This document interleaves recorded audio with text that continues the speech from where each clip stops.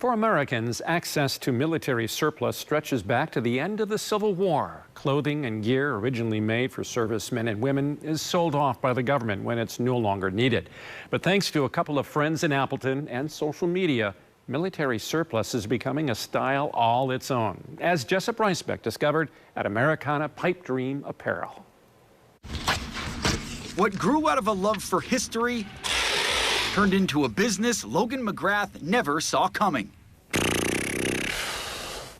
Wild.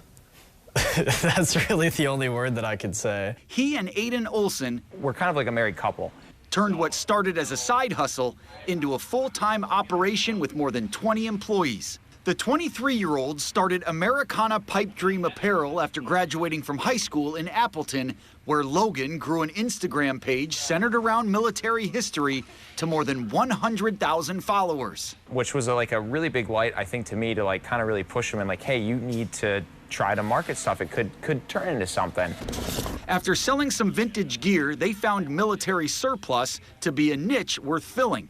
Like so many small businesses, AP started out slow. We were lucky to get a sale a week. I think when we got a sale, it was like, yo, this is the best thing ever. But as demand grew, they moved from basement to warehouse to an even bigger warehouse, buying up as much inventory as they could stack, ceiling high. We've executed that strategy every time we have the space to, but then we inevitably reach a cap where we can't buy any more stuff because we don't have room to put it. Beyond appreciating the style or quality of the clothes, collecting surplus can give people a sense of the history and culture from places they might not know much about. And for the guys at Americana Pipe Dream, they hear some touching stories from customers. When he opened the box, all that smell came wafting out.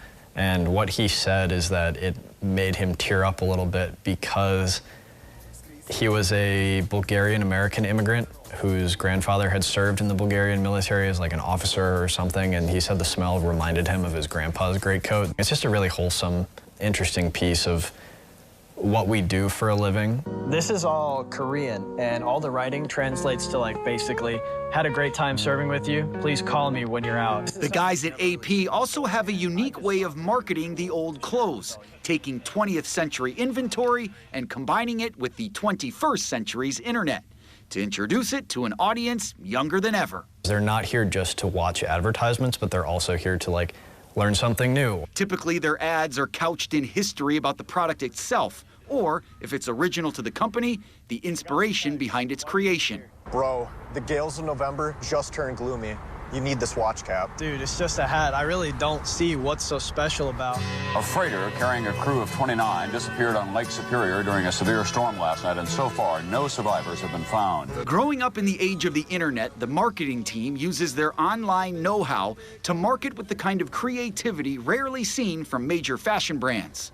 We do script some of that out, but a lot of it is improv too, which is always fun. Sometimes that means being informative and quick to the point. This is the U.S. Speedlace Combat Boot. Their design focuses on improving over the durability, ease of use, and comfort of the Vietnam-era jungle boot. And sometimes it means being just downright odd. The pockets are actually so big that you can fit up to 10.5 pounds of Bush's baked beans and bacon bits. And it's paid off. Across their social media accounts on Instagram, TikTok, and YouTube, the company has amassed more than 1 million followers and over 50 million views. Regardless if the video only got 100 views or 1,000 views, we kept posting and posting and posting.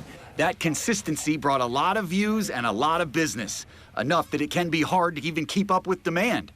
As for the future, Number one, we need more space. We don't want it, we absolutely need it if we want to continue to grow.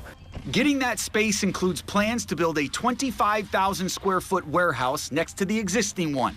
The next pillar would be, more USA-made apparel. And the company has lofty goals, hoping to compete with the likes of major national brands. We're hoping to be able to rival companies like Carhartt and Dickies in terms of the quality and the workmanship, but doing it here in the United States. With new clothes already in the works, they're hoping it'll expand their reach. But that new apparel is a way that we really believe that we have a future in allowing the company to grow and also cater to people who may not like surplus. And with all that put together, We're going to be able to employ more people, continue to grow the company, and just in general bring more commerce and business to Appleton, our hometown. Thanks for watching this CBS 58 Sunday Morning Story. Subscribe here and make sure to tune in to CBS 58 every Sunday morning to see more uplifting stories like this. And check out our other playlists on YouTube. You'll find everything from Everyday Heroes to our CBS 58 Hometown series on CBS 58.